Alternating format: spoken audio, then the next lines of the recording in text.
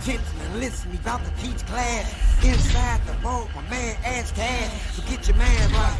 Thursday nights, 8 p.m. to see him to change your life. Millionaire mindset, the best on earth. Blueprint to wealth, the knowledge network. So get it while you can, and he's standing right here. Just come inside the vault and see black millionaires. Oh yeah, oh yeah. Come inside the vault and see black millionaires. Oh yeah, oh yeah. You won't ask cash, you can catch it right here in the vault. All right, so welcome to another awesome episode of Inside the Vault with Ash Cash, the greatest money mindset show on the planet. Hey, yo, listen, this show is a special show. We have the one, the only, the financial motivator, Ash Cash. Yo, you're not even doing the intro right. Like, what kind of intro is that? How you the greatest money mindset show on the planet and you can't even get an intro right, man? I don't even know what to call it. Ash Cash, Ash Exantis is in the building with us for a special edition of Inside the Vault with Ash Cash. Yo, what's good, man? Like, yo, thanks for having me. I'm excited to be here. Okay, what's your first question, man? Because I don't even know what you out here doing. For those who don't know, man, who is Ash Cash? So Ash Cash is, I run a company called Mind Right Money Management, which is a company that helps you change your mindset in order to manage your money right. And I also help 5- and 6-figure entrepreneurs write books and create 15 streams of income from their books. No. I don't want the cookie cutter, 30-second, elevator pitch kind of intro. Who are you, bro? Like, who is Ash Cash? All right, copy that. So, I'm a guy. I grew up in the St. Nicholas Projects in Harlem, New York. Typical urban story, single parent home, youngest of 3. Grew up, just any typical way, right? So been a hustler all my life, packing bags at 8 years old, selling mixtapes and t-shirts on 125th Street when I was 12 years old as a street vendor. But I got in a lot of trouble. So kicked out of school, 4 times, got kicked out in the 1st grade, 5th grade, 9th grade, and the 10th grade, I got expelled, had to do 10th grade all over again. But then I had an opportunity to work at a video store, and from there, the rest is history. Working at Blockbuster Videos, started my career there. Opportunity came to be a teller at a bank, and then I took that opportunity, and so at 19 years old, I started working as a teller. And the rest is history. I've done everything in banking, from teller to personal banker to private banker, meaning I manage money for wealthy individuals that have, $250,000 in investable assets up to $2 million. Was a CEO of a credit, actually one of the youngest CEOs of a federally chartered bank at 31 years old. And then after that, retired from banking, wrote some books. So I'm the author of 10 books. 4 of them are bestsellers. And I just, really am out here to really just change the narrative, because I feel like a lot of people believe that you gotta, come from a certain background or go to school, whatever it is. You have to follow sort of like a blueprint in order to be successful. But for me, my goal is to show people that no matter what your circumstances, where you come from, what obstacles you had to face, the honest truth is you could do anything that you put your mind to. And then once you put your mind to it and you put your action to it, everything is possible. And so I'm regarded as one of the top financial educators in the world, honestly, not just the country, in the world. And that happens from me just being myself, but then understanding the money game and understanding that it's really about mindset that gets you to that next level. Yeah, that's that smoke. That's what I'm talking about. No doubt. But what was that mindset shift, right? So you got kicked out of school a bunch of times. You got a job, and you led this successful career, right? But it had to be like a mindset shift or a paradigm shift or something that kind of clicked to you that made you go in a different direction. Like what was that? What was that thing that made you go in that different direction? Yeah, I mean, honestly, it was really just opening my eyes and seeing different, right? And so when you from the hood, your hood is the world, right? Like everything that happens in your hood. And once I got a job, it actually exposed me so much to different personalities, different ethnicities, different people. And then I started to just see a commonality. I started to have conversations with people who were successful. I remember at the video store, there was like, record label executives and entrepreneurs and, movie stars that would come to the store to rent their movies, and having these conversations with different types of people really made me realize that, we are actually all the same. And I think that's just, it started to open up my eyes. It started to have me realize that there's more to life. And then I just took the chance, to be honest. It was like once, Einstein has this saying that says, once your mind is expanded, it'll really never go back to its original size. And so my mind and my exposure and my experience was expanded. And then I said, let me, I know the outcome, right? I know dead or in jail if I keep going the other direction. So I said, you know what? Let me try this other way. And as I started trying that way, I was like, oh, okay. Now, to be honest, as I start like really using the same tactics that I was learning, like that I was successful getting in trouble. Well, really not successful because I was getting kicked out of school, but I knew how to do that. And so I said, what if I just put that same energy in something else, something more productive?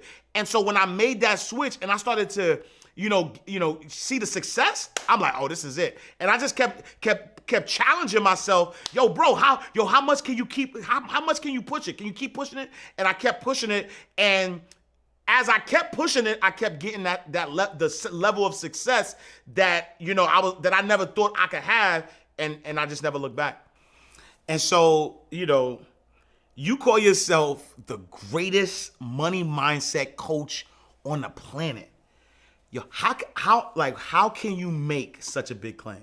So a couple of things is that, I believe in the power of I am. I believe in the power, words have power. And that's why I always, tell people to give affirmations.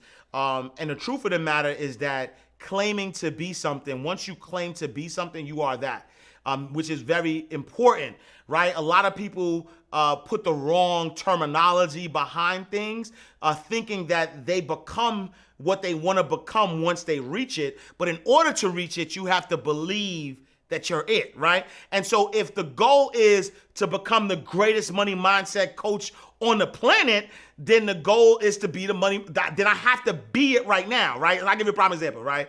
It's like, you don't become a millionaire when you touch $1 million, right? You become a millionaire first in your mind. You start to believe it. You start to embody what being a millionaire is. And as you embody that, then you start to attract the opportunities. You start attracting the people. You start to attract the things that are necessary for you to have that $1 million. Imagine, we see this all the time. Imagine somebody who's able to attract the money, but they don't feel like a millionaire. They don't embody what a millionaire feels like. What's gonna happen? They're gonna go broke. We see it with lottery winners. We see it with athletes. We see it with people who come up with a whole bunch of money at one time. It's because they never embodied what it takes to actually be that. And so for me, I am the greatest money mindset coach on the planet, right? And then now, so once I make that claim, now it's about, what books I need to read, how do I conduct my interviews, what kind of clients am I going to get, right? I embody being the greatest money mindset coach on the planet. And as I embody it, so shall I be. And so most financial experts, the majority of them, right? Like they focus on practical, like how to, step by step. But you have a different approach. Your approach is mindset first. Why is that? To be honest, I feel like, and there's no knock to any, financial experts out there or people who are out here teaching.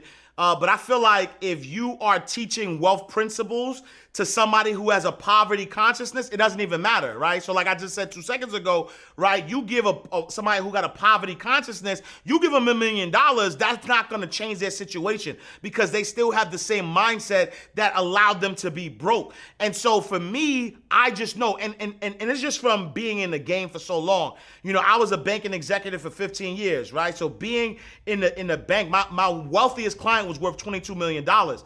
He wasn't worth $22 million because he was lucky, because he knew the right strategies. That played a part in it, but his mindset is what it started with. And so as I work with people and with people in the past, I realized like, yo, it's really about mindset. It's really that if I could teach you how to change your mind, to change how you look at money, to change how you look at success, to change how you look at wealth, period. If I could change that, then with the way you think, your actions are gonna follow that. And then once your actions follow that, then the money's gonna come, right? So I'm a big fan of, Reverend Ike, right? So if you never heard of Reverend Ike, you need to do your little Googles, right? But Reverend Ike was like a prosperity teacher. And Ike says the 6 ways, right? The 6 ways to wealth is good health, right? Love, happiness, success, prosperity, and then money. Right? Money is the last thing, because if you focus on health, right? You focus on having good health, which is mental health, physical health, spiritual health. If you focus on your happiness, if you focus on love, right? Then you will become successful, and that success gives you that prosperity, and that prosperity brings you money. And so a lot of people are, focused on, how do you, start a 401k and investing and, real estate, all these different things. But these principles will not blossom, they will not materialize if you do not have a wealth consciousness that's able to accept it. You give somebody right now, right? Fast out to my brother Neo. Neo says that poor means passing over opportunity repeatedly, right? What does that mean? That means that even if you give somebody all the information that they need, you like, yo, this is the play, they're gonna be like, yo, it's a scam, yo, it's not gonna work. And they're not even gonna put their full energy into it because they have a poverty consciousness. And so it has to start with mindset. You have to change your mind, right? Because like Wayne Dyer said, if you change the way you look at things, the things you look at will change. Okay, copy that. Yeah. So, but explain that. Explain poverty mindset. Yeah, so poverty consciousness is just like somebody who just is always thinking that the world is against them. They don't believe that abundance is their birthright. They believe they got to work hard. It is a consciousness that has accepted poverty. It is a consciousness that has accepted that that's just the way it is, and there's nothing that they can do about their situation. That they gotta, like, I gotta be lucky, or I gotta be in the right place at the right time. Like all of these different things, not understanding that it is the mindset. Like we are co-creators, and we create our circumstance. And so anything that we desire in life, all we have to do is, start putting the energy towards that thing and believe that it is done. Not that it will be done, believe that it is done. And so poverty consciousness is really somebody who is, who's always pessimistic, who's always, looking at what could go wrong, who's not willing to accept that life is just simply what you make it. And I think that those, and the truth of the matter, a lot of it starts from home. A lot of it starts from experience. A lot of it starts because, like for me, when I grew up, I grew up in the hood, so I never had a 2-parent home. I don't know what a good relationship looked like. I don't know what wealth looked like. Like all the people that I was around was hustlers and dope dealers. And so, how am I going to think about, abundance when, my neighborhood is saying, yo, I gotta sell crack, or I gotta play ball, or I gotta be a rapper in order to build wealth. And so I too, at one point, had a poverty mindset. But then as I started, again, getting exposed and started to go around different people and realize that, it's me. Like, I take full responsibility for my life, regardless of who fought. Oh, my daddy not home. My daddy weren't there. Oh, the hood was, who dropped off crack in the day. Right? I could have said all of that. But the moment that I took full responsibility for my life and realized that, that I need to, go in the right direction as it relates to where I want to go, what I desire in my life. That wealth consciousness is what allowed me to build wealth and never have to worry. Like, I'll be honest, light flex, but I don't worry about money. Right? Because I'm a creator. And so if God saw fit to take everything that I own and everything that I've done, I promise you I'll be up the next day, right? Because I create. And so as long as I got breath in my body, all I'm gonna do is create, right? I have the opportunity, I have the ability, and that is what wealth consciousness is. Wealth consciousness isn't about, now I got this money in my bank account, I feel secure. Nah, it's the breath. It's the breath in my body that makes me secure. It's the ability that I know that as long as I can put it in my mind, I can make it happen. Wait. Hold on. Right? You went from getting kicked out of school, job, now you reading Think and Grow Rich, like the vibe that I'm getting is like, Think and Grow Rich, as a man thinking. But who was your mentor? Who put the first book in your hand? What was that introduction to this new paradigm, to this new way of thinking? Yeah, that's a dope question. I'll be honest. I think it's simpler than we make it seem, right? Because number one, and I say this in not glorifying the street life at all, but I grew up in an era where I saw my first dead body when I was 12 years old, right? I know what a dead body looked like. There was crack on the crack valves, shootouts. I've seen the streets on a high level, right? And so with that mindset, just know that I could accept, you're going to be dead or in jail by the time you're 21. Or if I'm exposed to something different, I start to expand my mind and say, is there a different way? And then and again, I can't tell you a different way, right? Once life is about energetic alignment, right? And what does that mean? That means that once you are prepared to receive a message, that message is going to come. And so, the moment I started to think differently, coincidentally, I started to be exposed to things. And so I think the first book that I was exposed to was back, I want to say, back in 2002 or 2003. My sister's husband, but was boyfriend at the time, was cleaning up his house and he found the Napoleon Hill the Laws of Success. So I started to read that and my mind opened up a little bit. 2006, fast out to my brother Taki, one of my high school friends, introduced me to The Secret.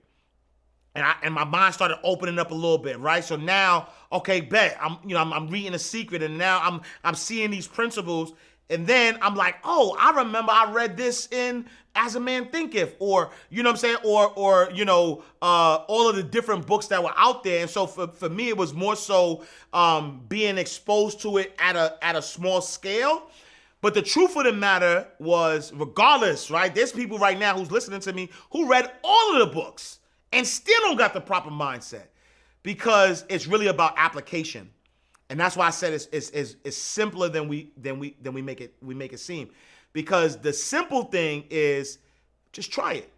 That's all. Just try it. Meaning, right? And I'm gonna tell you the most practical book that I've read that will help change your money mindset and your finances forever, right? It's going to help change your money mindset and your finances forever. It is called The Science of Getting Rich, right? The Science of Getting Rich don't even talk about all the law of attraction and all that other stuff. It's really like a short book that's really practical, that tells you exactly how to get money, right? The great thing about it, though, is that we try to overcomplicate things, right? And so what we try to do is, because I grew up in the hood, I need to get rid of all of this bad mindset. I need to get rid of this. Need to get rid of this. And then I'm going to build on top of what I already have, right? Instead, I just need you to start today. I just need you today to start to say, you know what? I'm going to do things differently. So I'll give you a prime example. If you are in a building and the building has a terrible foundation. It burnt down the roof, all of that. The foundation is horrible. You have two options. You could say, yo, I'm going to tear this building down, right? Then I got to hire some movers to take the building apart and take the rubbish, and then I'm going to build on this soil. Or I'm going to just say, you know what? Y'all could keep that whole building. Let me go and find a place that got fresh dirt, and let me start from scratch. What we keep doing is we holding on to the past. We keep saying, yo, I messed up back then. I did this wrong. And then we're trying to fix what we think is broken instead of just starting today. And so for me, you know, my mindset was really just making the decision, right? I just made the decision. I say, yo, I already know where this thing is going to end up. I know what this is going to be. And so I said, let me just test it. Right? I'm hearing all this law of attraction, whatever you focus on, if you focus on whatever, all that's going to, I bet. You know what? Let me try. And the moment that I started to just, you know, not even looking in the past, just saying, yo, where am I right now? Right? Like, I'll give you another example. Here's a better example. GPS system, right? You put a destination in the car and you start driving towards that destination, and let's say you make the wrong turn somewhere. GPS system is never going to tell you, yo, go back to where you started to figure out how to get to the destination. The GPS system is going to do what? It's going to reroute you from where you are at that present moment. And what we keep doing is we keep going to the past. We keep thinking about our neighbors, our brother, our sister, our neighborhood, why this ain't work out. But from today, you know what you want. You know what you desire in life. So let's just start from right now. And let's implement the destination that we want to be. Let's not fix nothing. Don't even fix nothing. Burn that building. Leave that building alone.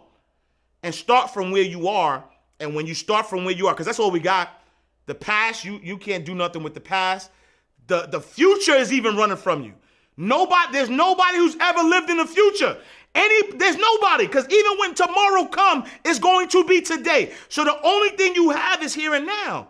And so why focus on anything in the past, and why even look at the future, right? Focus on the here and now, today. What can I do today to make my situation better? And as I do that every single day, I'm going to get to that next level. So to answer the question, it wasn't really one thing. It was a series of things, but it started with the decision though, right? It started with making a decision. Like, yo, you know what?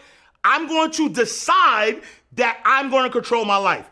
I'm going to decide to do things differently. And once I made that decision, energetic alignment, now I'm energetically aligned, right?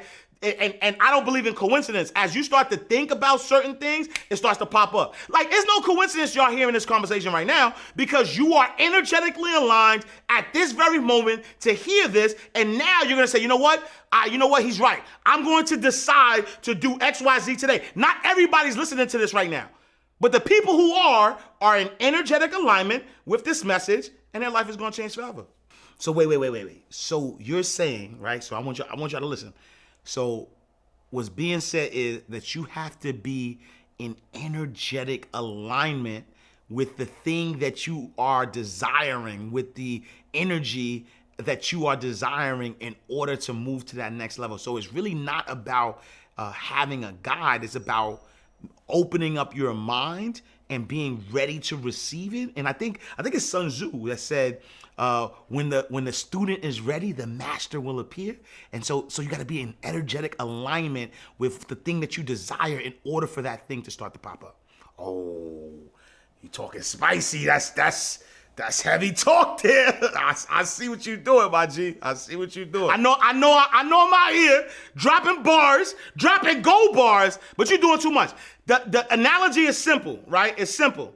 Is instead of trying to repair the old, build the new, right?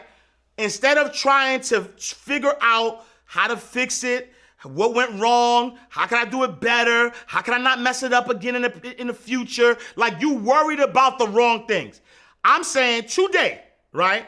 Where are you right now, and what is it going to take to get to the next level? So I'll give you a prime example. If you want to be a millionaire today, then what is it going to take for you to be a millionaire? You can spend all the time you want thinking about, yo, I could have did this. I once had it. You can spend all the time doing that. Or you can say, yo, how much money I got in my bank account today? Oh, I got $1,000? All right, so now I need 990,000, you know the math, right? Now I need whatever, 999,900, or you know what I'm saying? Like that's the amount of money I need. And so now devise a plan to get the 99,000, right? Instead of having to think about that. And so that's what I'm saying. I'm saying a lot of us are spending so much time trying to redo or trying to fix or trying to, I'm just saying, yo, today is fresh soil, right? Today is fresh soil, it's fresh. Your mistakes don't matter, right? You've been given another opportunity to do it better, and all you gotta do is take advantage of that opportunity and start fresh. And as you start fresh, then you'll know which way to go. Whoa, it's hot. Whoa, it's hot. My man's sweating, he looking wet. Yo, can somebody get my man some tissue, B? He looking crazy out here. He looking out here crazy. He dropping bars. Yo, we need some tissue for my guy, please. Hey, yo, I didn't realize, man, I was gonna drop some heat. You got the t-shirt on. I should have came in here with a t-shirt. See what I'm saying? Like, you ain't even tell me how to dress and all that. All right. All right, my bad, go ahead. Yo, honestly, you're so crazy, because I feel like we all been sold this lie, this myth, that if you work hard for money, then everything is going to be taken care of. We even hear like, yo, I'm going to get a second job, I'm going to get a third job, yo, I'm on my grind and all that. I think the biggest mistake is that when people are thinking about getting their money right, the first thing they think about is how can I get more money instead of thinking about how can I give more value, right? Wealthy people never worry about money because they know their value and they know what value they bring to the table, which is why I told you earlier, like I do not worry about money at all because I understand my value. And so if something happened and took everything away, I'm still valuable. Right? And money actually chases after value. Like money wants value. Money don't want somebody who's begging. Think about this, right? I mean, you probably don't know because you don't look like you got girls, but growing up, right? Yo, you chase after the girls.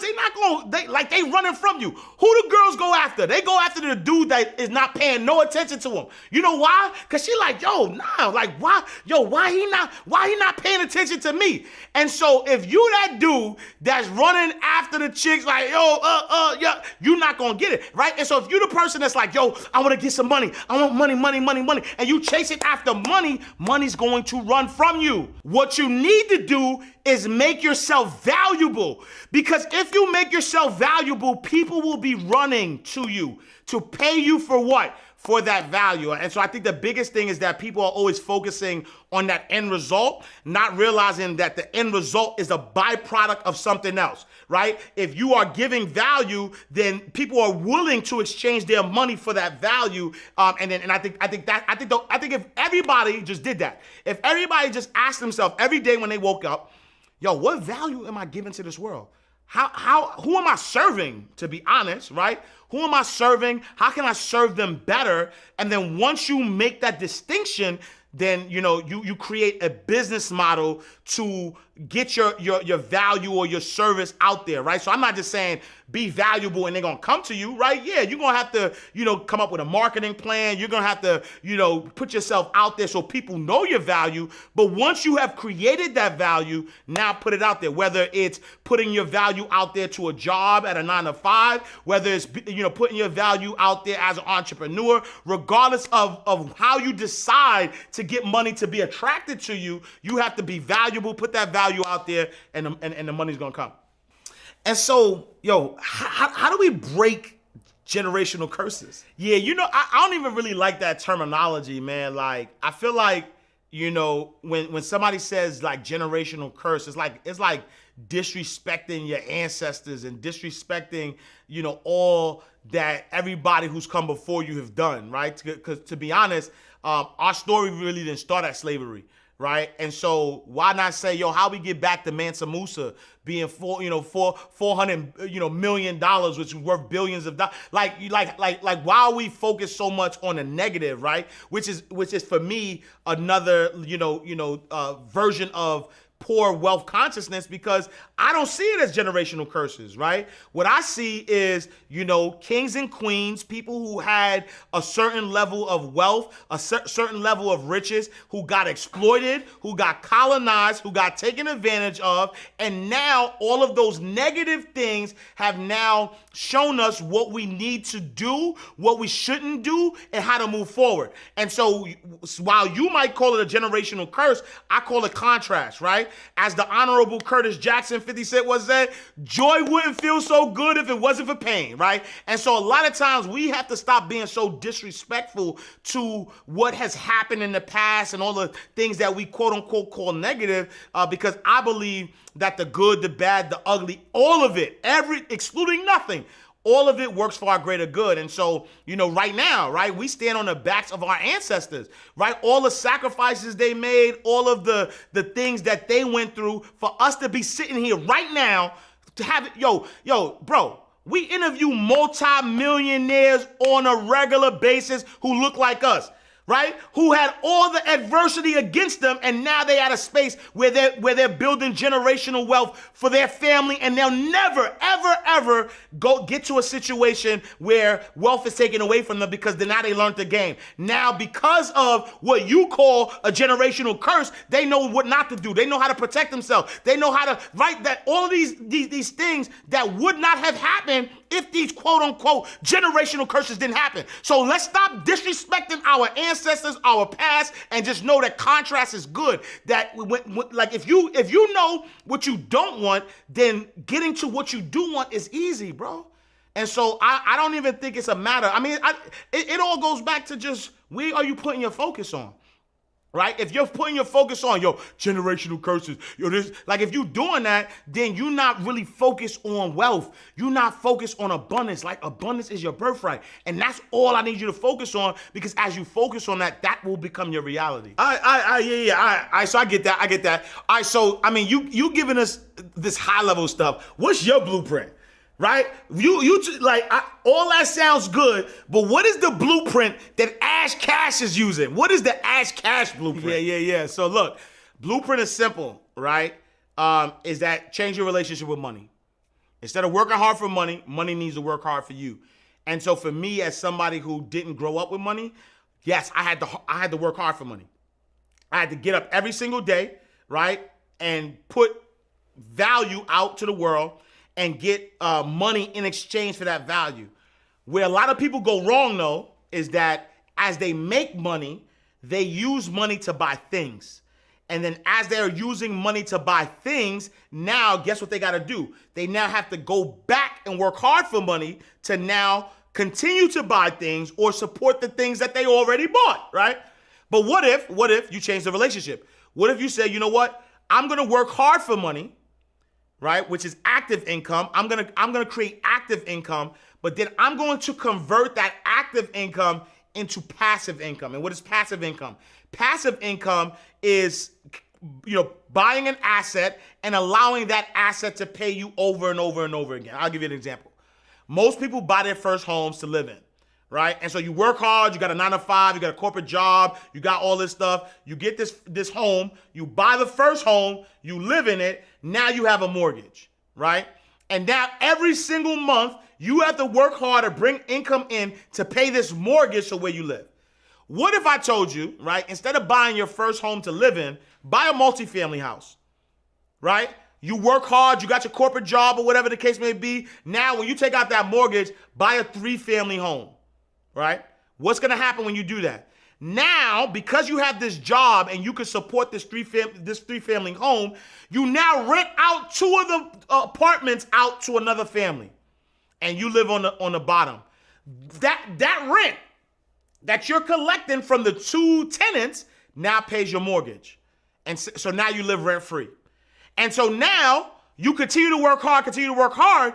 You could now that money that you would have been spending for rent, you could actually invest in something else.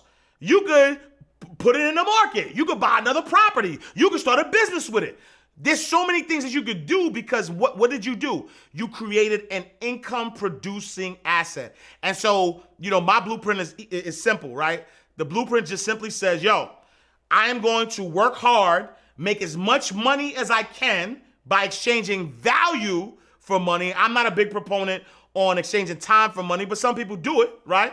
Whatever you gotta do, whether you're exchanging value for money, time for money, do what you need to do to get that money, take that money, buy an income producing asset, and now that income that you're getting from that asset, you rinse and repeat, rinse and repeat. And if you keep doing that, if you keep buying income producing assets, eventually you'll have a passive income, right? So I'm at a space fortunate enough where if I decided that I did not want to work, right? And I've built wealth through books. I've written 10 books. I make at least four to five figures every single month off of my books. So if I decided to just kick my feet up and do nothing, something that I did 12 years ago, my first book came out 2009. Something I did 12 years ago is still paying me to this day. Dante Wilder voice. To this day, it's still paying me. You know what I'm saying? And so at the end of the day, it's about, how do you create these assets and allow the assets to pay you? All right, preach, baby. Oh. Can you say that again? Like, can you look in the camera and tell one more time exactly what you just said? Can you say that one more time? All right, yeah. All right, so bet, look, income producing assets. Work hard, make money, take that money, buy a income producing asset, let the asset give you more money, and then rinse and repeat. Rinse and repeat. Take that money, buy an income producing asset, take that asset, make more money, and just keep doing the same thing. You keep doing that. That is the definition of financial freedom. That's true wealth. All right, yeah. Say it with me. Rinse and repeat. Income producing assets. Work hard for money, make the money, take the money, and buy an income-producing assets. Take the money that you make from the income-producing asset and now buy another income-producing asset. Look, I need y'all to say it with me. All right, so rinse and repeat. So you're going to work hard for money, take that money, buy an income-producing asset, take that money that you are made with the income-producing asset and buy another what? Income-producing asset. And then the money that you get from that, guess what you're going to do? Buy another income-producing asset. Rinse and repeat. All right, come on, say it with me, y'all. Rinse and repeat. Rinse and repeat. And then also financial freedom. That is true financial freedom. So rinse and repeat, financial freedom. Rinse and repeat, financial freedom. Hey, rinse and repeat, financial freedom. All right, and so you got a new book. You wrote a book that's called From the Block to the Bank. Why was it important to write that book, and why right now? Like, why is it important now that you wrote that book? Yeah, I think finally I'm at a space to be comfortable to say this. But like growing up in the hood, man, I think a lot of people glorify illegal stuff. To be honest, you know what I'm saying? When people talk about like y'all legends, be like y'all legends.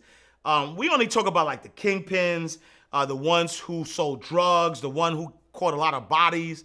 And the truth of the matter is that there's a bunch of legends running around in the neighborhood who were outside though, right? Like they were outside. They weren't in the house. They lived the same type of lifestyle, or they were exposed to the same type of lifestyle, but they made a decision to go a different route, and they've created a level of success that other people from the hood should be aspiring to. And as I started to watch all of the negativity that's happening still in our neighborhood, all of the role models that people are looking to because there aren't enough people who are from the hood who have had some extraordinary successes that are sharing their stories. And so I used to get upset at that. I used to be upset. I'd be like, yo, why would we celebrate? And no disrespect, yo, fat shout out to all my comrades behind the wall. But we celebrate somebody coming home more than we celebrate somebody starting a business or somebody, you know what I'm saying, like that decided to go to school or somebody who has been doing some phenomenal things. And so I just said, you know what, instead of complaining and being part of the problem, let me just be the solution because, you know, I'm somebody who has, you know, a typical hood story, but to be a VP at a bank, I was 24 years old when I was a VP at a bank. I was 25 when I bought my first home. I was 31 as a, you know, as a CEO of a credit union. When I was a best-selling author back 10 years ago, you know, the only two financial experts out there was Susie Orman and Dave Ramsey. And so to be at this level and done this great thing, yo, I'm from 129th Street and 8th Avenue. You from where? I'm from St. Nicholas Project. Fam, we ain't never see you out there. I'm from St. Nicholas. Yo, you know what's funny though? Because I think a lot of people, when they see me, they hear about my success, they might think that I'm from Parsippany, New Jersey. No disrespect to Parsippany, it just sounds like a nice place. But I am from 129th Street. Right? I am from the projects, roaches and rats, hustlers out back, selling their mamas. All right, my fault. Chill, come on, you doing too much, bro. Chill. But St. Nick Projects, 129th Street, 8th Avenue. Born and raised, Harlem. I heard you. All right, cool. And so for me, writing the book is to really kind of give hope to those who might be in a current situation like I was in. You know, somebody who might have a single, you know, who, you know, live in a single parent home. You know, somebody who might have got kicked out of school a bunch of times. Somebody who, you know, almost sold drugs and played with guns and, you know, held a stash a couple of times. Don't tell nobody. But you know what I'm saying? Like some of those people right now have that story and may not know what's possible for them. And so I just want to be, you know, a light. And really, I think now is the time because, you know, we're seeing our black and brown babies killed every day because they are part of a system or put in a system that makes them a criminal, right? We always got to be on defense. But what if there was an opportunity to be on offense? And I believe my story, and this is just a beginning because I'm passionate about helping others get their story out there. And so my story from the block to the bank, as well as other stories, are going to really help. Help with that, change that narrative so that we understand that abundance is our birthright. And just because we're in a certain circumstance, it doesn't mean that is our final destination. And so you have a mission. I mean, I ain't gonna say it's weird, but you get a mission of helping or creating 1,980 authors. Like, where did that mission come from? Yo, it's like, man, writing books is just a thing for me. I think for me, I mean, the 1,980 authors is just significant to my birth year, and so I just turned 40. You know what I'm saying? I'm an 80s, 90s baby, and so you know, I believe that it's my mission to help other people get their story out. But to be honest, I mean, I think for me, it kind of hits home because you know, I lost my mom in 2019. And when my mom passed away, I really didn't, you know, I mean, in the black community, we don't really talk about ourselves, or we don't have these conversations with our kids, and like everything is all secret.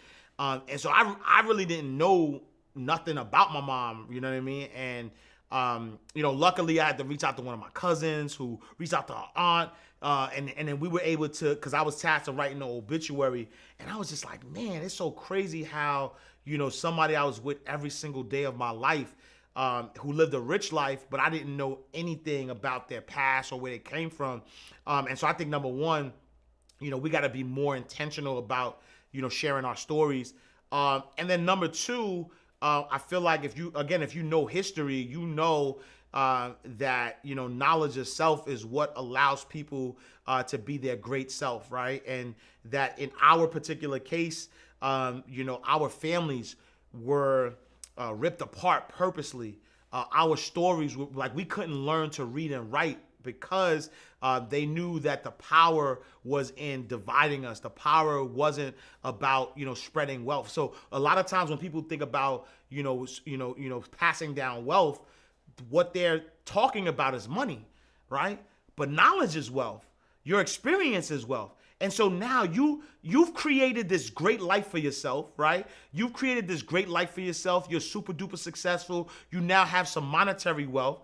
But how do you cement your legacy? How do you create a legacy? How do you allow that wealth to now be transferred for generations to generations? Napoleon Hill wrote Think and Grow Rich in 1929. He's been dead for a very long time, but still that book is a #1 bestseller, right? And so Napoleon Hill is still alive. He didn't even die because he has this story. And so for me, I think that it's important that we share our stories. We share our experiences. We share our wealth with not just our family, but for all different families. And so that's why I'm passionate about books. But for me also, man, just being able to, once I retired from banking, it's books that has allowed me to create multiple streams of income. And so as you are able, like, you could literally create 15 streams of income from books. And so, for me, it's just really, I'm passionate about showing people, how to do that, how to create multiple streams of income by anchoring your book. All right. So wait, out of all the things that you could have chosen to do or be, you chose book writing. You could have played volleyball. You could have been a bodybuilder, like you can see your frame. You could have been a belly dancer, your big belly face. No, but why did you choose, right? Why did you choose, out of everything, why did you choose book writing? Yeah, so I mean, honestly, it was just understanding the game, right? And so I used to volunteer at this organization called Operation Hope, right? So I used to teach financial literacy, go to inner city schools. After that, then I started going to churches and jails. I used to go to Rikers Island, C-74, if you know, and teach the adolescents about, money and things of that nature. But once I started going to the community and teaching, I was like, yo, I want to be a speaker. I want to go around and be like Les Brown as a motivational speaker, make a bunch of money just getting on stages. But I didn't have the right story, right? It wasn't sexy. Like, oh, former banker. Like, all right, who cares, right? Who cares you used to be a banker? Oh, former CEO. Who cares? And so I remember one time I was speaking at a church. Some dude came to me, was like, yo, you know what I'm saying? Like, yo, you can make money from this, blah, blah, blah, whatever. And he was like, yo, you need to write a book. I'm like, write a book? Yo, I'm not even, my grades in English were horrible. I'm like, yo, how could I even write a book? Right? And so I was like, all right, you know what? Let me write this book, because what he said was, if I write the book, it's actually easier for me to get book speaking engagements as an author. And so I said, let me try this out.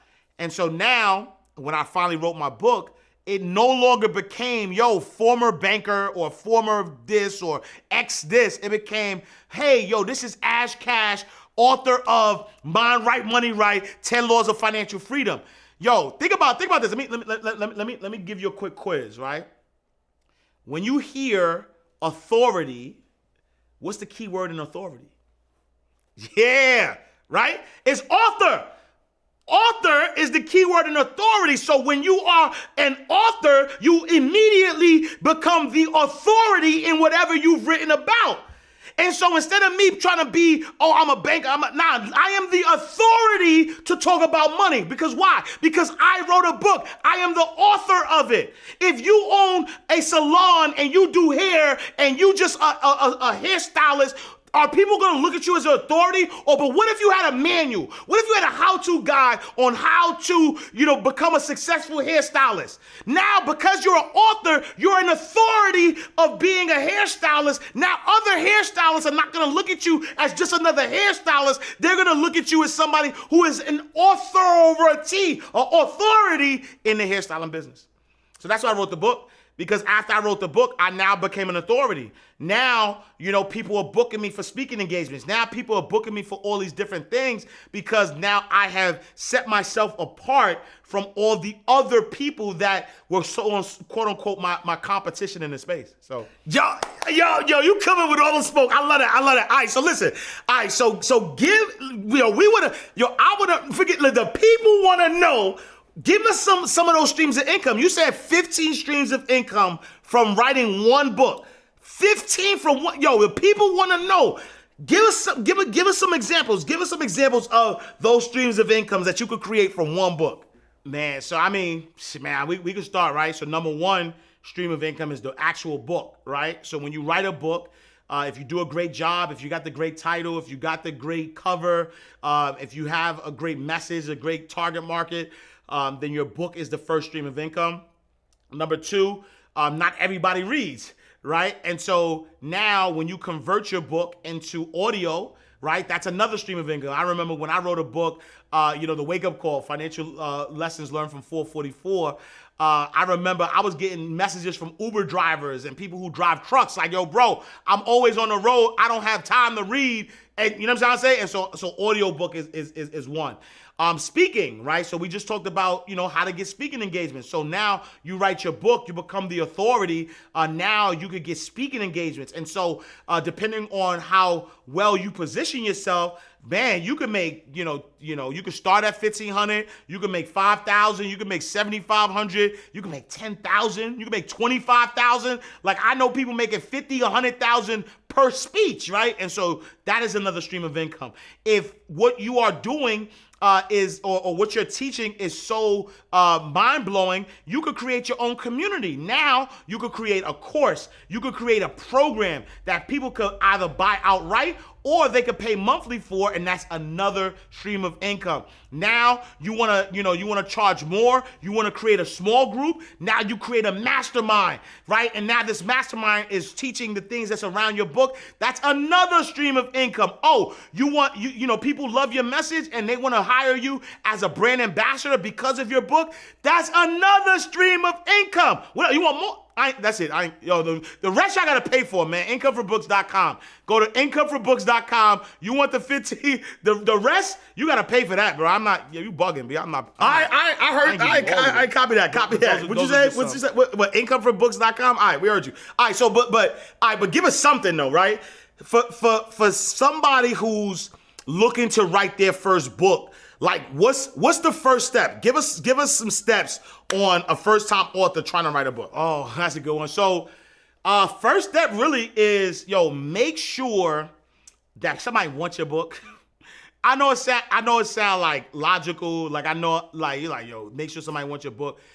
There's too many authors out here that are trying to write a story that they want to tell, opposed to surveying their target audience, surveying what's out there, and then coming up with literature or coming up with a book that people actually want to buy. And so I say the first step is really just trying to figure out, is there actually a need for your book, right? Is there a market? Are people going to buy it? And I'm not talking about your friends and family only, because for the most part, they're going to support you regardless.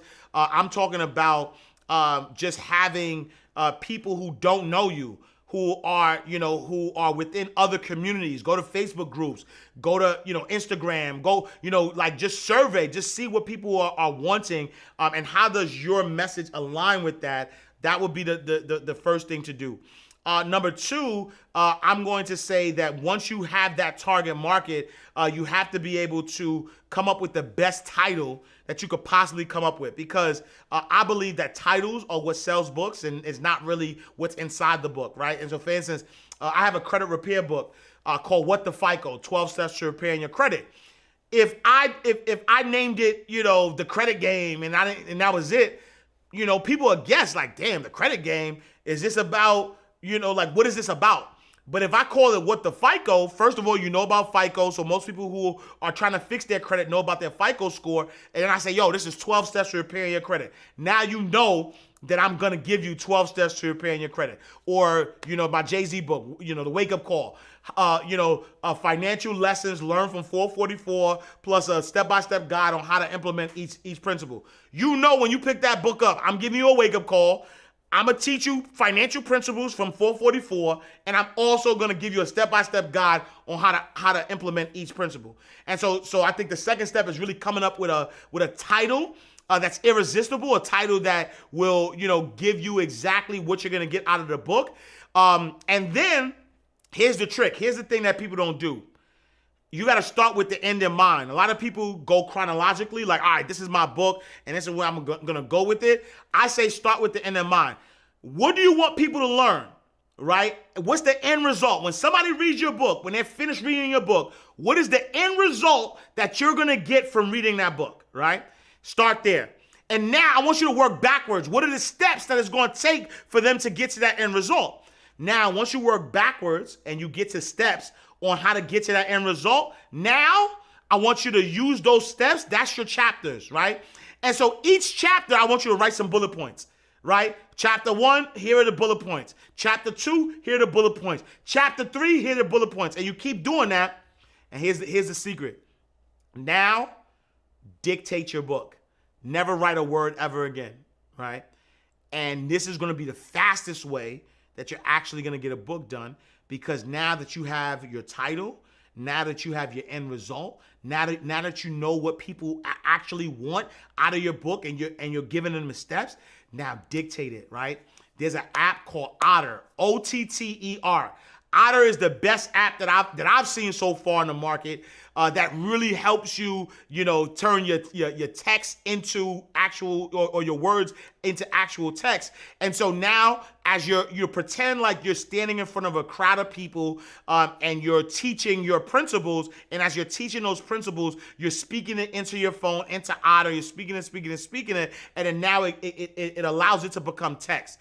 What you do next is you take that text, you dump it into a Google Doc, right? And as you dump it into a Google Doc, now that's when you start editing it. You start kind of finessing it a little bit. And if you need to add things later, then you could do that. The reason why you want to do it that way is because it's easier for us to get a thought out via word than it is for us to write it down, right? So like right now, if your audience paused this video and I told them to write down, right, what their business, like if they're business owners, if I told them to write down, what is your business about? It's probably going to take them within 1 to 2 minutes, right? But if I say, tell me about your business, it's probably going to take somebody between 13 and 30 seconds. And so that's why it's easier, right, for you to think something and say it out your mouth, opposed to think something, let it ooze down your arms, and then you write it onto the pad.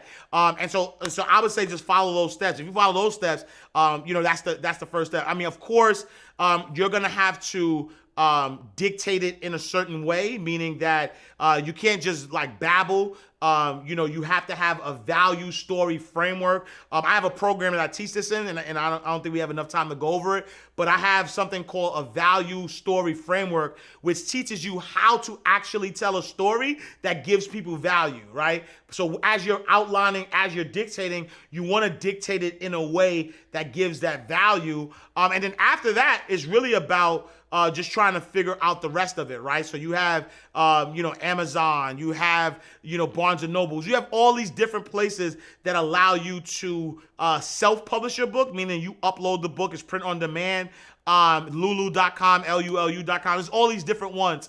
And so really once it's done, you hire a obviously you want to, you want to hire an editor to edit the book for you, hire a graphic designer who's going to make your cover and, create the interior for you. And then once you get that done, the rest is easy. Now you just upload it to these platforms. And once you upload it to the platform, all she wrote, you are a self-published author. Wait, hold on. So you wrote a whole book on Jay-Z's 444 album. I think the one thing that inspired me about writing that book specifically was the fact that he was given so much game, and people will only focus on that one aspect of the album, which was him cheating on Beyonce, when he was giving you $1 million worth of game for $4.99. So but soon though, Jay, what's up, bro? Like, it's time, man. I need to be at that brunch though, for real. All right, and so what advice would you give to an entrepreneur about making decisions during tough times? Man, that's a great question. We seen it, right? The pandemic. There's a lot of entrepreneurs that were panicking. A lot of entrepreneurs that are trying to figure things out. I would say when tough times come, you have to do an assessment of what value you're bringing to the table, but you also have to be ready to pivot. You have to be ready to find out what are the current needs at that moment, and move like lightning precision to make that pivot. There were a lot of people, during the pandemic that were, they were just sitting, they were just waiting. They were, hoping that things will change. They were hoping that things will be different. But the truth of the matter is that they needed to get to a space where they figure it out. Like, what's the play? What's the next play? How can I insert myself and be more valuable into a space, and then just kind of run with that immediately? I'll give you a prime example, right? Because I don't like to just give, like, oh, here's this woohoo advice. I'll tell you practically what I did, right? As somebody who made most of my wealth through books and speaking engagements and things of that nature, when the pandemic hit, I had a contract with one of the biggest companies in the world, right? And they had booked me to do some consultant work for them in Menlo Park, California. And literally right when the world got shut down, I had 6 engagements, 6 consultant gigs with them that immediately got pulled away, and I wasn't able to fulfill those. So immediately I had to pivot. I said, how do I provide my value? And so, I started a show, right? I have, something called the Ash Cash Show. That I do every Monday through Friday, 8 a.m. to 9 a.m. Eastern Standard Time. Tell a friend to tell a friend, right? AshCashTV.com, shameless plug. But I started doing that during the pandemic. And what did that do? That became my free commercial. That became the way for me to, give value on a daily basis, Monday through Friday, 8 a.m. to 9 a.m. Eastern Standard Time. And when I did that, oh man, when I tell you the opportunities that I've been able, I'm still, right, to this day, I'm still getting opportunities from a decision I made back, during the pandemic, because now I'm giving more of myself. I'm giving more value. I grew a big community called the Abundance Community. We created an online platform called Mind Right Money Academy. Corporations now have seen that my influence has grown. So now, I have hundreds of thousands of followers, and now, organizations are wanting to be a part of that. And so it was the pivot for me, and so I would tell any entrepreneur that it's time to pivot. Take a look at that tough time. Tough times doesn't mean that needs stop. It doesn't mean that people are all of a sudden not gonna need your services if your services were valuable, to begin with, right? Because think about this. When the pandemic happened, who suffered the most? The businesses that were like leisure, concerts, and things of that nature. But the people who, gave real value, they kept flourishing, and they're still flourishing now. And so, I would say just, pivot and just find out what the people want and give it to them, as fast as you can. And so I know a lot of people came up during the pandemic, and you got a little bit of bars. Can we come up with a name for the people that came up during the pandemic? Hey, yo, I got you, right? And so during the pandemic, there were people that sat behind and they took advantage of those PPP loans. But the people look, we got a new PPP. These are the people who prosper from the pandemic. Big bars, big bars. All right, and so, right now, 40-year-old Ash Cash doing this thing. But if you could go back, right, to the younger Ash Cash, what advice are you giving to your 18-year-old self? Word, that's a great one. My 18-year-old self, I'm gonna tell you, I would tell my 18-year-old self to build more network. I was a paper chaser. I worked hard. I went above and beyond. But I don't believe that I built enough relationships. As an 18-year-old, I had access to people, and I think that the currency that is the most important currency is actually relationships. I know they say that your network is your net worth, and it might sound like an overused cliche, but it's actually a fact. The more people who know you and who you know, but most important, the more people who know you or know who you are, and you have a great relationship and you have, a great reputation, it'll really take you, further in life. Because at the end of the day, you could lose all the money in the world, but if you have the right relationships, you could, those right relationships could put you in position. And so, what advice would you have, right? There's somebody right now watching that has a 9-to-5, and is also wanting to start a business. So what advice would you give to the side hustler? Man, I'm gonna tell you, as a side hustler, anybody who has a 9-to-5 currently, who's looking to be an entrepreneur, number one, I would say do not disrespect your job, right? Don't look at your job as, oh, this thing is holding me back, I could be doing more. Your job is actually your first investor. Your job is actually what's going to allow you the peace of mind to do your entrepreneurship venture the right way. And so I would say anybody who has a side hustle, make sure learn how to minimize your expenses. Meaning that if you have a idea and you want to be able to make that idea flourish as a full-time entrepreneur, start cutting back on the things that you're spending money on now, just to see if you could even survive, right? Because as an entrepreneur, you eat what you kill. And so if you are relying on that money and you're relying on, living a comfortable life, then you're probably not going to make it as an entrepreneur. So I would say, really respect your job. Know that your job is the first investor. And then once you have that first investor, really know your numbers too. A lot of people want to be entrepreneurs, but they don't know what how much money they need to make. They don't know what it's going to take to sustain their lifestyle. And so know your numbers, know, sort of like your exit strategy. And then once you have that, then you start making a decision. Sometimes you may not need that $100,000 job. Like I remember when I quit my job, as a banker, I was making six figures, but when I had certain things in place, I didn't need a six-figure job. All I needed was $50,000. So you know what I did? I quit that six-figure job, got a job making $50,000. That was less responsibility, still, focused on what I need to focus on, and a time that I had now that I bought back, because that's what I did. That $100,000 job, I had to be fully attentive.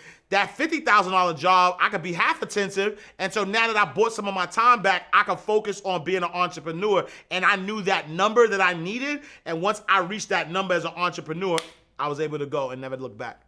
And so, I get what you're saying, but there's some people right now who have, prestigious titles that they might not want to just give up their prestigious title. So what do you say to those people who want to keep their good job, who want to keep their good titles? Like, what do you say to them?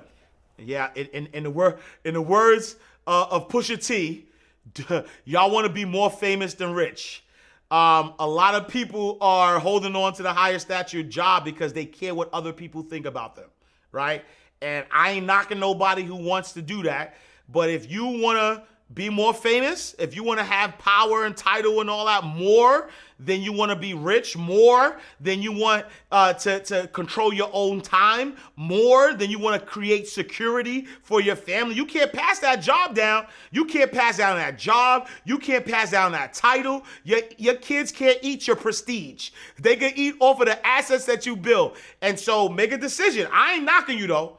If you want to be such and such and such and you like that title, then be famous. And so I would tell that person just be clear on the decision that they're making, right? Because and why they're making that decision. Because a lot of people want that prestige, they want that name, they want that title. Because again, they're not comfortable with themselves. The moment that I quit my job as a banker, it didn't make me less of a person because I didn't have VP next to my name. It actually made me better because now I was only relying on me and my skills and my abilities. So I would say that person that wants to hold on to that, they got to do some inner work. All right. And so, we want to get in your business a little bit, right? And so, Mr. Ash Cash, what would you say is the most extravagant thing you've done with money so far? Ooh. Honestly, I'm not even really an extravagant dude like that. Like, I mean, I've drove a lot of, I've had a lot of cars, Benzes and all that. I live in a pretty decent, house now. But honestly, I would say that and I wouldn't even call it extravagant, but just being, just the ability to go anywhere, I want with my family. You know what I'm saying? Like for my 40th birthday, my family and I went to Haiti. So my parents are from Haiti, and so we wanted to see the motherland. We wanted to see, where the Haitian Revolution, right? Because Haiti's the first free Black republic, and so we wanted to see that. And so to be able to take my whole family out the country, all expenses paid, meaning myself, my wife, my daughter, my son, my mother-in-law even went with us. You know, that's been a blessing. And so, yeah, I would say most extravagant, I would say is just really being able to travel and go wherever we please. Nah, I love that. All right. And so, on the flip, not even on the flip side, but what would you say is the most impactful thing that you've done with money? Sheesh. Man, impact for me is about blessing people that don't know that you've blessed them. And so I've made a lot of money. I've been blessed, you know, all praises due. And I still do, right? So I still, I've paid, you know, for you know, I've donated to organizations anonymously. I keep, y'all know where my car is, but I keep, you know, bills in my car. And, you know, I randomly, like if I see somebody who's asking for money, I might give money. I've done like, PayPals and Cash Apps. I've supported somebody's business by buying a bunch of stuff, but not letting them know. So I think the most impactful thing I've done with money is blessing people that don't know the blessing came from me. And the reason why is because I feel like blessings that are anonymous come from God, right? But it also allows people to believe in something, believe in goodness, believe like if I bless you and I tell you I bless you, you might think that I want something, you might think that I want the thank you or the praise or whatever the case may be. But if I bless you and there's nobody to thank, that might be the inspiration for you to keep going. You might have been just ready to give up, but now, this blessing, this offering that I made to you, has now blessed your life. And so I would say, that's the most impactful thing I've done with money, and that I'll continue to do with money. Yeah, I would say that. All right. And so finish this phrase for me. I am greatness on display. You see what your shirt say? Greatness on display. G-O-D. I believe that I'm made in the image and likeness of the Most High, regardless of what you believe. God, Buddha, Allah, whatever you believe in, all of the scriptures say, right, that we are made in the image and likeness of God, which makes us God as well, which is little g. So I am greatness on display. G-O-D. And then when it's all said and done, I will be an Emmy Award winning television host that has affected millions of lives. I've sold millions of copies of books, and my presence on this earth has made other people multimillionaires and has made other people comfortable with living their best financial life and being the best they could possibly be. If anybody crosses your path, what is something that you want them to know? Man, I want anybody, that's good. Anybody that crosses my path, I want them to know that no matter, what their background is, no matter, what their circumstance is, anything that you want out of life will be yours as long as you put your mind to it. Do not believe in limitations. Do not believe that anything can stop you. You are your biggest asset and you are your biggest enemy. Use you the right way. All right. So we call this the lightning round. This is the part of the show where we take, because we're literally and figuratively inside the vault. And so we take banking terms and we flip them and we make them, for us here inside the vault. And so the first term we're going to use is deposit slip.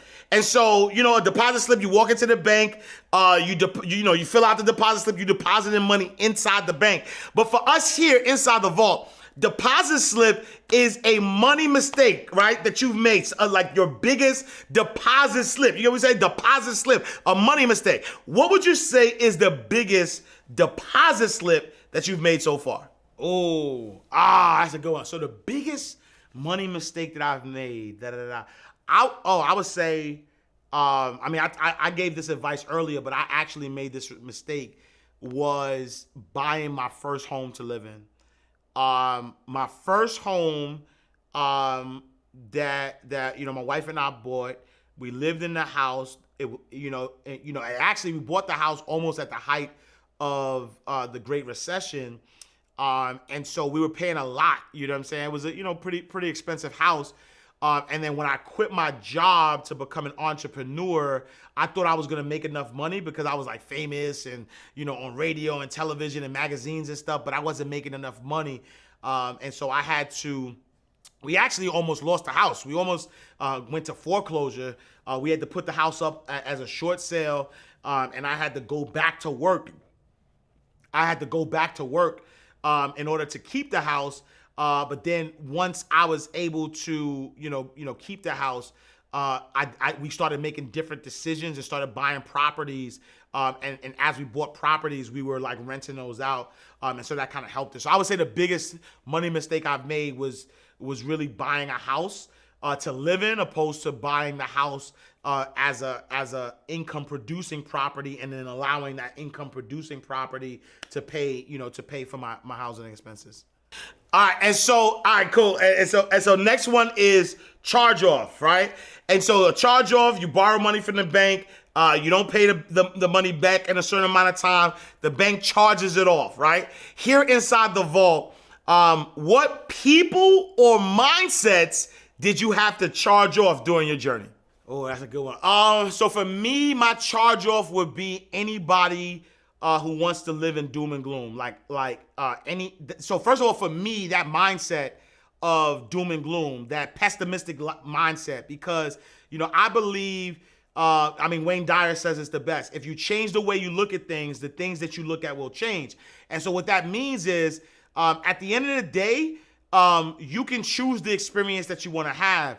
And so I had to choose the mindset or the experience that I want to have. So I only look at the bright side. Even when there's something that can seem negative, I always try to pull out the positive in it, the lesson in it. What can I do differently to move forward? And so I also had to charge off those people. Charge off the people who, regardless of how things are going, they always want to live in doom and gloom. They always want to, act like, things are the end of the world. And so I had to charge that off because, you get what you focus on. And I don't want to be around people who are only focusing on the negatives of life, because life is good. All right. So last but not least, trust account, right? And so a trust account is when you take all your assets, your most valuable assets, you put it in this trust account so you can keep building generation, you protect it, all that. For us inside the vault, our trust account are the people or mindsets that we have that protect us on our journey, that help us grow and get to that next level. So who or what type of mindset would you say are in your trust account? So my trust account, first and foremost, all praise is due to the Most High. And so I trust God first and foremost, right? I trust that, everything that happens in my life is divine. Everything that happens is pushing me into the right direction. It gotta be my wife. And so my wife and I, have been together for 18 years, right? Yeah, we've been together 18 years. Been married for 14 years. She's my best friend, business partner, lover. No, she's everything. You know what I'm saying? And so, I'm definitely, my wife is in my trust account. Fast shout out to my team. I'm the face of the Ash Cash brand, but fast shout out to my partner. King Richard. His name not even King Richard.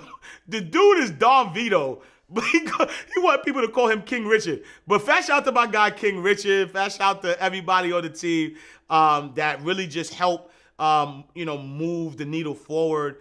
It's so many that I can name. My guy Sinclair, fast shout out to Nadira, who's always holding me down, Makeda, Jamal, Jackie, and my family, you know what I'm saying? My sister Roz.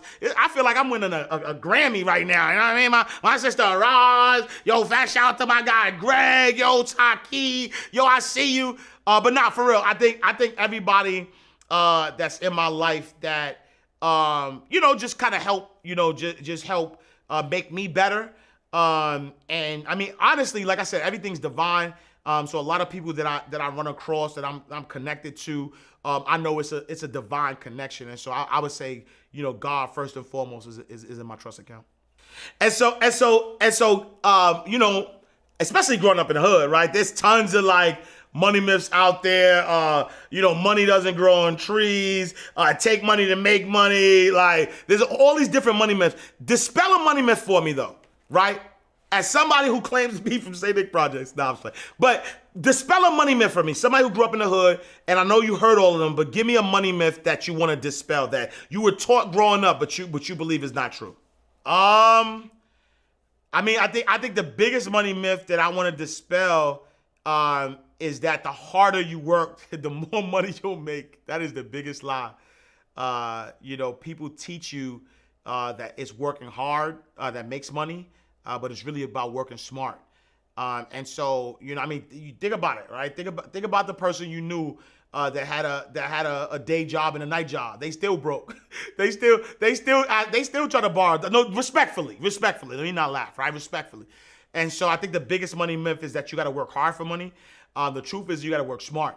As you start to understand how money works, like we said earlier, money is attracted to value.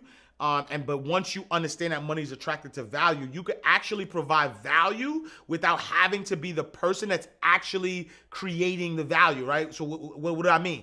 I mean that if I know that money is attracted to this value, and I know that I could provide the value, what if I found other people who knew how to provide that same value, and I facilitated, right, them providing that value? I play as a middleman, I make money. And so I think that I could duplicate myself if I facilitated other people providing value and created a business, or only focus on the things that I have to do.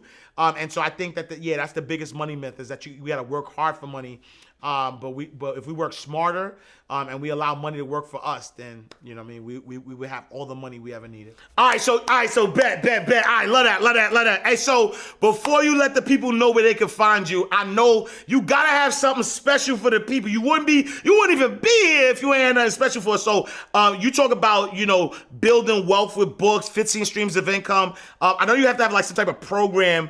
If somebody wanted to learn more about publishing a book, but even how to create multiple streams of income, talk to them a little bit about your program. Yeah, so I would tell everybody, listen, I have a program that allows you to learn how to make, first of all, how to write your book in 30 days or less, but then also, if you got your book done, how to create 15 streams of income from that book.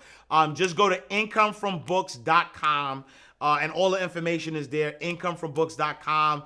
Y'all my people, so I'm going to take care of y'all. But go to incomefrombooks.com and really, this program will really teach you everything that you need to know to be able to create multiple streams of income from books, at least 15. So I know 15. There might be more, but I know 15 ways, and we'll show you all in the program. All right, wait. Because you gave us a lot of bars. But give me one more. Give me another, right? We're going to do another teachable moment, because I know, right, another teachable moment for us, right, is our ATM. ATM is where you put money in, you put your card in, you get the money back out. But for us is another teachable moment. I want another bar, another Ash Cash bar that you can lead the people with. Man, that's dope, man. I like your style, man. Another teachable moment for me is stop doing and just be, right?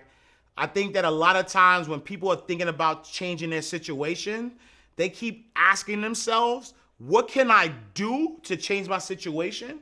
When the real question that they should be asking themselves is, who should I be? Who should I become, right? Because a successful business person operates in a certain way. A millionaire operates in a certain way. Somebody who has multiple streams of income operates in a certain way. It's not what should you do, it's who shall you become. And I think that when we start focusing on becoming, on just being, then that's what's going to allow our abundance to become our birthright, and we're going to live in it. So I'll give you a prime example, is that people are always telling me that I'm an inspiration, or I'm motivation to them. But I don't do inspiration. I don't do motivation. I am. Like, I am inspiration. I am motivation. I am a financial educator. I am a money mindset coach. And what does that mean? That means that that's in my being. I don't turn it on and off. If I go to the supermarket right now, I'm going to be inspirational. I'm going to be motivation. My presence alone is that.